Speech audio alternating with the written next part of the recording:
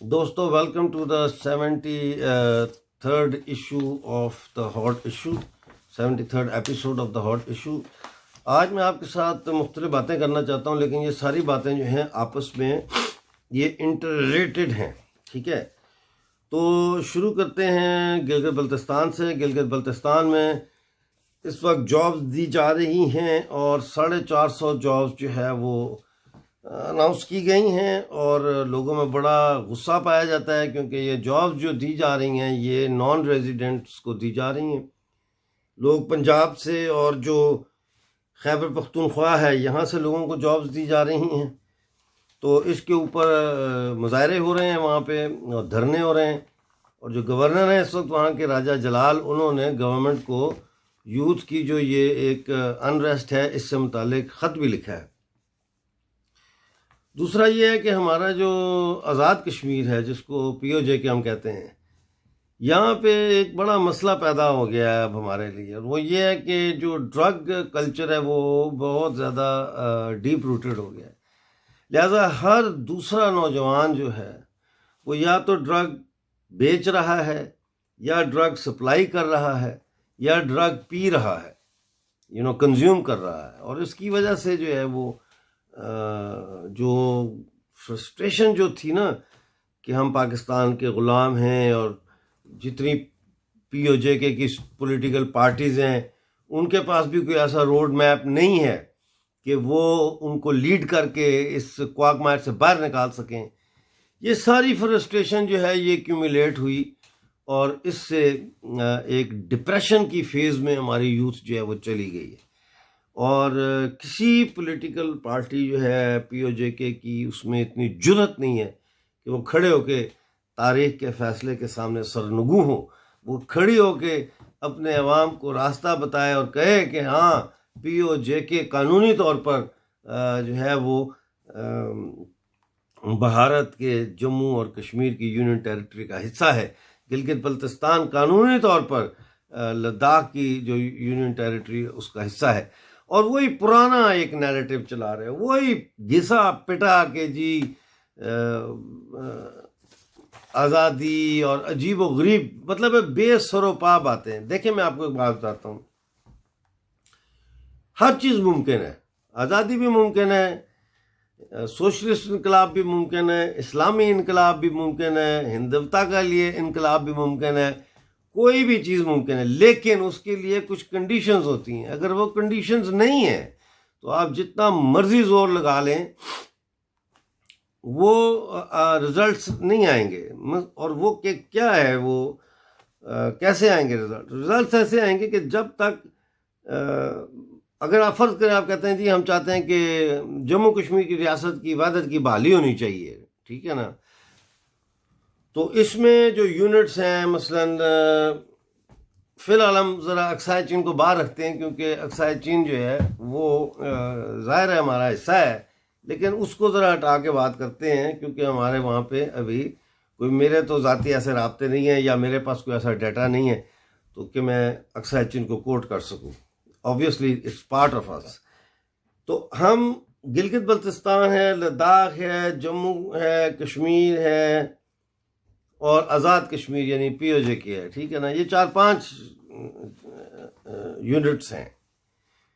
और हम कहते हैं कि हमने 1947 की जो रियासत थी आज़ाद जम्मू की, अपना इसकी जम्मू कश्मीर व अक्साई तिब्बतहा की जो रियासत थी, इसकी वहदत की बहाली चाहते हैं।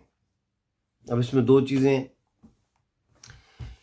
इसमें तो कहीं पे भी आपने आज़ादी की बात नहीं की ना। इसमें तो आप कह रहे हैं कि वहदत की बहाली, यानी उसकी जो यूनिटी थी, जोग्राफिकल टेरिटोरियल यूनिटी, टेरिटोरियल जो उसका एक मास था, ठीक है, उसको आप रिस्टोर करना चाहते हैं। जिसका मतलब ये है कि गिलगित और लद्दाख के दरमियान जो रास्ते बंद हैं, और जम्मू और आज़ाद कश्मीर के दरमियान जो रास्ते बंद हैं, और अक्साई चीन और हमारे दरमियान जो रास्ते बंद हैं, इन रास्तों को खोल दिया जाए, इनको एक ही एडमिनिस्ट्रेटिव सिस्टम के तहत लाया जाए, और इस तरीके से ये वहदत आपकी बहाल हो जाती है, टेरिटोरियल वहदत। दूसरी चीज़ जो है वो ये है कि आज़ाद जम्मू और कश्मीर के लिए जो है वो एक आज़ाद रियासत कायम की जाए दोबारा से, और इसको एक जो है वो जैसे महाराजा हरि सिंह की रियासत थी ज़माने में, वैसी एक रियासत इसको बनाया जाए। देखें, अब ये दो मुख्तलिफ चीज़ें आ गई हैं। इन दोनों मुख्तलिफ चीज़ों के लिए हमें जो चीज़ दरकार है वो है यूनिवर्सल विल। यूनिवर्सल विल क्या होती है? यूनिवर्सल विल जो है उसका मतलब होता है कि मर्जी, आलमगीर मर्जी, यानी मर्जी की आलमगीरियत, universality of your opinion, and so that it is accepted by the majority or the bulk of the population. अब आप देखिए, इसमें पहला जो है वहदत की बहाली, इसमें तो यूनिवर्सल विल मौजूद है। गिलगित बल्तिस्तान वाले कहते हैं हमें लद्दाख के साथ जुड़ना है, आज़ाद कश्मीर वाले कहते हैं हमें जम्मू के साथ जुड़ना है। ठीक है ना, ये तो मौजूद है। इसको थोड़ा सा और हम अगर चैनलाइज करें, इसको थोड़ा सा अगर हम इसका करें, इसको ऑर्गेनाइज तरीके से हम ये कैंपेन लेके चलें, तो ये मुमकिन है। क्योंकि कोई शख्स ऐसा मुझे तो आज तक नहीं मिला जो ये कहता हो कि नहीं जी गिलगित बल्तिस्तान और लद्दाख को एक नहीं होना चाहिए। दूसरी जो बात है कि वो कहते हैं कि जी एक आज़ाद और ख़ुद मुख्तार रियासत, तो तारीख जो है हमारी वो कोई इतनी अच्छी तारीख नहीं रही। हमने कोई आपस में एक दूसरे के साथ कोई इतना अच्छा सलूक नहीं किया हुआ। इसी वजह से हमारी जो मुख्तलिफ ये इकाइयाँ, 5-6 इकाइयाँ हैं, इनके लोग एक दूसरे के साथ नहीं रहना चाहते।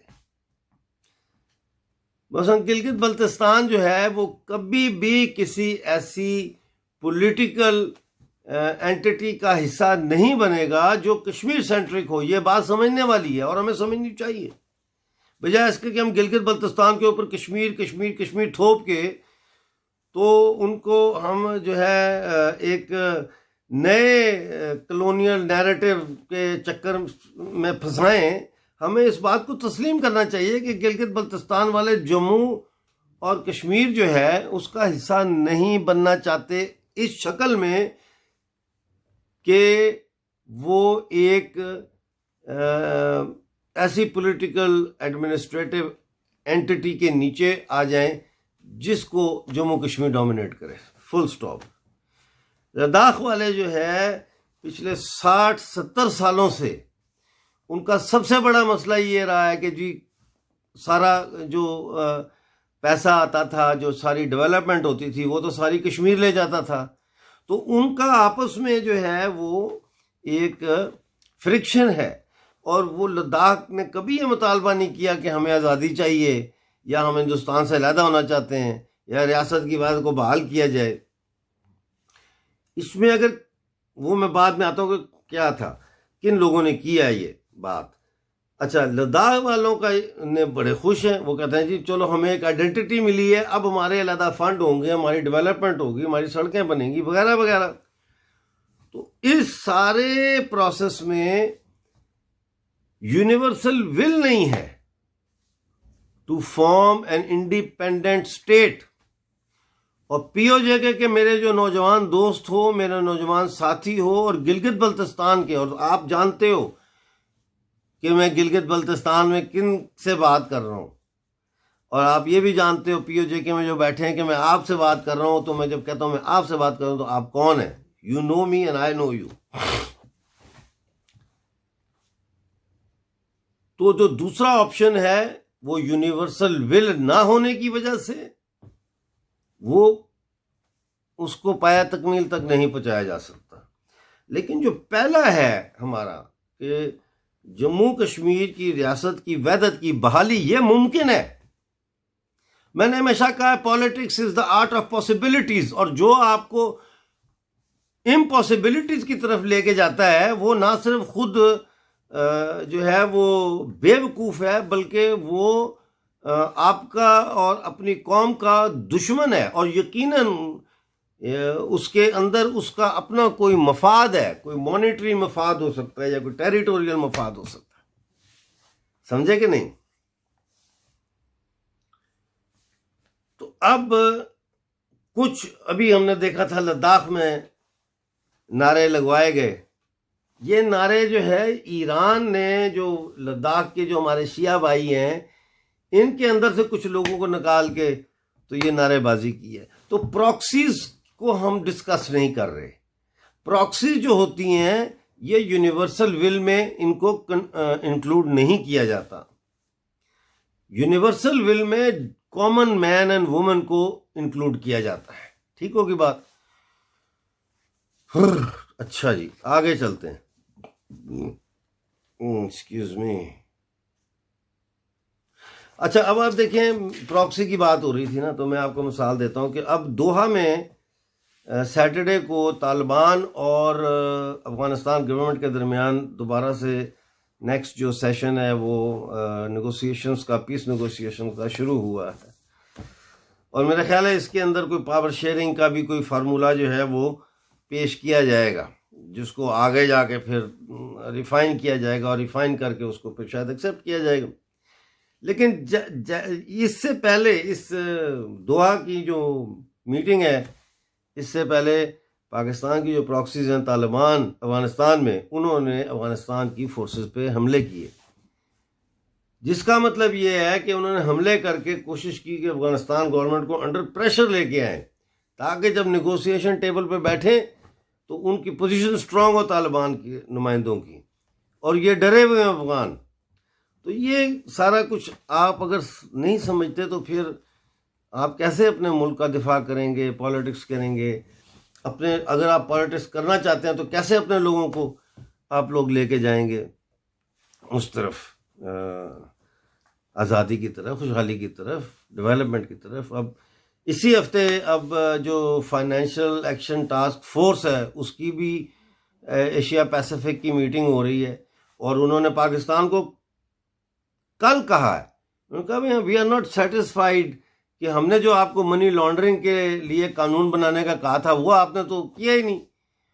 तो वो मसला क्या है? मसला ये है कि जो अब पाकिस्तान के पार्लियामेंट में जो अपोजिशन है, इमरान खान कहता है जी ये अपोजिशन ने रुकावट डाली हुई है, ये वो बिल ही नहीं पास होने दे रहे। तो इसका मतलब ये है कि पाकिस्तान जो है वो अभी काफ़ी प्रॉब्लम्स में फंसा हुआ है और मज़ीद फंसेगा।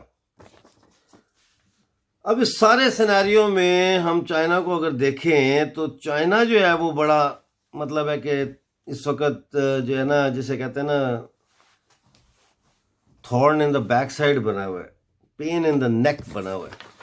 और मैं आपको एक बात बताऊं कि अभी ये इजलास हुआ है central political legal affairs committee का, कमीशन का, बीजिंग में मीटिंग हुई है। ये उनकी अपनी पार्टी के अंदर की एक ऑर्गेनाइजेशन है।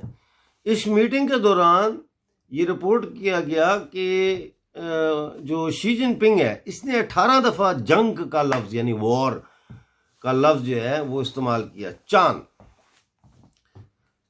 ऐसे लिखते हैं, चांद का लफ्ज़ जो है इसने 18 मरतबा इस्तेमाल किया।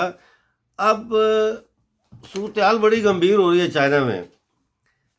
वो लोग जो ये कहते थे, शी जिनपिंग भी ये दावा करते थे कि जी ये माओ ज़ेडुंग की तरह मरते दम तक चीन का लीडर रहेगा, मुझे नहीं लगता कि ये मुमकिन है। उसकी वजह यह है कि चाइना में कोविड-19 का जो था, वुहान वायरस या चाइना वायरस, इसने चाइना की इंटरनेशनल पोजीशन को बड़ा नुकसान पहुंचाया है, उसकी साख को, उसकी क्रेडिबिलिटी को बड़ा नुकसान पहुंचाया है। इसी तरह से आप देखिए हांगकांग में प्रो डेमोक्रेसी जो प्रोटेस्ट्स हो रहे हैं उनको बड़ी ब्रूटली इन्होंने कुचला है, और अभी तक वहां पे वो मुजाहरे जो हैं वो ठंडे नहीं हुए, और इनको लॉ लाना पड़ा है, नेशनल सिक्योरिटी लॉ। इन्होंने सोचा नेशनल सिक्योरिटी लॉ लाएंगे सब ठप जाएंगे, बैठ जाएंगे, ऐसा नहीं हुआ। उसके बाद और ज़्यादा तेज़ी आ गई उनमें। नेशनल सिक्योरिटी लॉ जो है उसमें एक शिक है ना कि जो हांगकांग में अरेस्ट होता है उसके ऊपर मुकदमा मेन लैंड चाइना में भी चलाया जा सकता है। एनीवे, उसके अलावा आप देखें कि दुनिया के जो उस एशिया पैसिफिक कंट्रीज जो हैं, वहाँ के जो लोग हैं, पॉलिटिशियंस हैं, बिजनेस पीपल हैं, उन्होंने ताइवान के चक्कर लगाना शुरू कर दिया। और इसी सिलसिले में लास्ट वीक